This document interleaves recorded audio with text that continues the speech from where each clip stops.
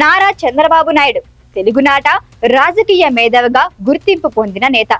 4.5 దశాబ్దాల సుదీర్ఘ రాజకీయ అనుభవం, సీఎంగా 14 ఏళ్లకు పైబడిన అనుభవం, ప్రతిపక్ష నేతగా ప్రజా సమస్యల పరిష్కారానికి 15 సంవత్సరాల పాటు ప్రభుత్వాలతో కోట్లాడిన ఘనత, 9వసారి ఎమ్మెల్యే, పని రాక్షసుడిగా బ్రాండ్, ఏది ఒక పట్టాన వదలరు అనే పేరు, ప్రజల కోసం తపన పడుతూ తన చుట్టూ ఉన్నవాళ్ళని అధికారులను ఒత్తిడికి గురి చేస్తారనే ముద్ర. ఒకప్పటి సంగతి ఎలా ఉన్నా 2024 ఎన్నికల్లో అఖండ విజయం తర్వాత సరికొత్త చంద్రబాబు కనిపిస్తున్నారు అనే టాక్ గట్టిగానే వినిపిస్తోంది. పాత చంద్రబాబుకి కొత్త చంద్రబాబుకు తేడా ఏంటి? పనితీరులో ఏ విధమైన మార్పులు వచ్చాయి? చంద్రబాబు 4.0 ఎలా ఉంది? ప్రత్యేక విశ్లేషణ చూసేయండి.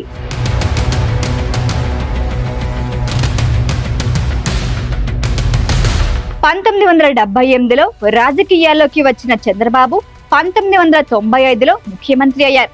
అప్పటిదాకా ఆయన గురించి తెలిసింది తక్కువ మందికే. రాజకీయాల్లో ఉన్నవారికి సుపరిచితమే అయినా న్యూస్ పేపర్స్ తప్ప మరో మీడియా లేని కాలంలో సాధారణ ప్రజలకు చంద్రబాబు డీటెయిల్స్ పెద్దగా తెలియదు. సీఎం అయ్యాక తెలియని విషయం అంటూ లేదు. తనని తాను ముఖ్యమంత్రిగా కంటే ఆంధ్రప్రదేశ్ సీఈఓగా చెప్పుకోవటానికే ఎక్కువగా ఇష్టపడే చంద్రబాబు పనే ప్రాణంగా బ్రతికే నేత. ముఖ్యంగా బాధ్యతలు చేపట్టిన నాటి నుంచి ఇప్పటి వరకు ఆయన ఫోకస్ మొత్తం పని మీదే. ఇంతవరకు బాగానే ఉన్నా తనలాగే అందరూ రోజుకు 18 గంటల పాటు పని చేయాలి అనుకునే తత్వం ఆయనకు కొంత నెగిటివ్ అయింది. సభ, సమావేశం, సమీక్ష ఇలా సందర్భం ఏదైనా సరే చెప్పిన సమయానికి రారు అనే అపప్రద ఉంది. వచ్చిన తర్వాత అంత ఈజీగా వదిలిపెట్టరు అనే బలమైన ముద్ర కూడా ఉంది. సీఎంగా రాకపోకలు సాగించే సమయంలో ట్రాఫిక్ ఆంక్షలతో జనం ఇబ్బంది పడ్డ సందర్భాలు ఉన్నాయి.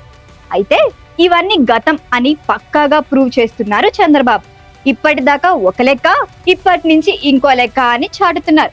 చంద్రబాబు 4.0 సరికొత్తగా ఉండబోతోందని అనటానికి ఇప్పటికే అనేక రుజువులు కనిపిస్తున్నాయి. 2024 జూన్ 4న ఫలితాలు వచ్చి రాగానే తన పనితీరు ఎలా ఉండబోతోందో చంద్రబాబు క్లియర్ గా చెప్పేశారు. తన కోసం ప్రత్యేకంగా ట్రాఫిక్ ఆంక్షలు వద్దని స్పష్టం చేశారు. కాన్వాయ్ వెళ్లేటప్పుడు కొద్దిసేపు దారిస్తే చాలని క్లారిటీగా చెప్పారు. 2014-19 మధ్య ఉన్నట్లు పరదాలు, అడ్డుగోడలు, చెట్ల నరికివేత, పోలీసుల ఓవర్ యాక్షన్ ఉండటానికి వీల్లేదన్నారు. ఈ రోజు నుంచి అదే ఫాలో అవుతున్నారు కూడా. ఇదంతా ఒకెత్తైతే సమీక్షలు, సమావేశాలను సాగదీస్తారని, టైం అంటూ ఉండదని, నాయకులు, అధికారులకు ఎదురుచూపులు తప్పవు అనే అపప్రద తొలగేలా వ్యవహరిస్తున్నారు. జూన్ 12న సీఎంగా ప్రమాణం చేసిన ఆయన 13వ తేదీనే సెక్రటేరియట్ లో బాధ్యతలు స్వీకరించారు. 5 కీలక హామీలు అమలుకు సంబంధించిన ఫైళ్లపై సంతకాలు చేశారు. ఆ తర్వాత సంబంధిత లబ్ధిదారులతో మాట్లాడారు. ఆ టైంలో చంద్రబాబు ప్రెస్ మీట్ ఖాయమని అంతా ఎక్స్పెక్ట్ చేశారు. కానీ అందరి అంచనాలను తలకిందులు చేస్తూ ఈ రోజు ఏమీ మాట్లాడకుండానే చంద్రబాబు ఇంటికి వెళ్లిపోయారు. కట్ చేస్తే జూన్ 17న తొలి క్షేత్రస్థాయి పర్యటన కోసం చంద్రబాబు పోలవరం వెళ్లారు. అక్కడి పనులు పరిశీలించారు. ఆ తర్వాత అధికారులతో సమీక్ష చేశారు. మీడియాతోనూ మాట్లాడారు. కానీ ఎక్కడా సాగదీతలు లేవు. సుదీర్ఘ ఉపన్యాసాలు అంతకన్నా లేవు. సూటిగా సుత్తి లేకుండా స్ప్రైట్ తాగినంత స్ట్రైట్ గా సింపుల్ గా ముగించేశారు. అంతేకాదు, సచివాలయానికి వెళ్ళినప్పుడు అధికారులతో చిన్న చిన్న సమీక్షలు చేసినా కట్టే కొట్టే తెచ్చే అన్నట్లు పని పూర్తి చేసేస్తున్నారు. క్యాబినెట్ కూర్పు కోసం సుదీర్ఘ మదనం, సీనియర్లతో మంతనాలు, లెక్కలు వేసుకోవటం చంద్రబాబు ఒకప్పటి లక్షణం. కానీ ఈసారి మంత్రివర్గ కూర్పులో 4.0 స్పెషాలిటీని చంద్రబాబు చేసి మరీ చూపించారు. నిర్మోహమాటంగా సీనియర్లను పక్కన పెట్టేశారు. మంత్రివర్గానికి యువరక్తం ఎక్కించారు.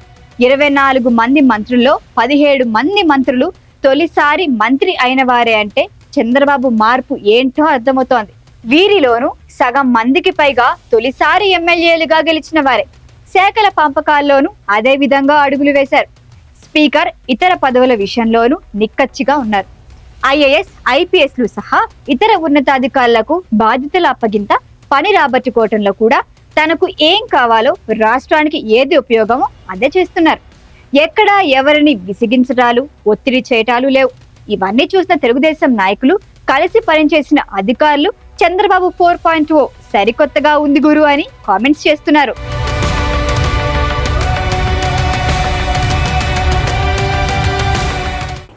కనుక మీకు నచ్చినట్టయితే లైక్ చేయండి, షేర్ చేయండి, సబ్స్క్రైబ్ చేయండి. అలాగే పక్కనే ఉన్న బెల్ ఐకాన్ని క్లిక్ చేయండి.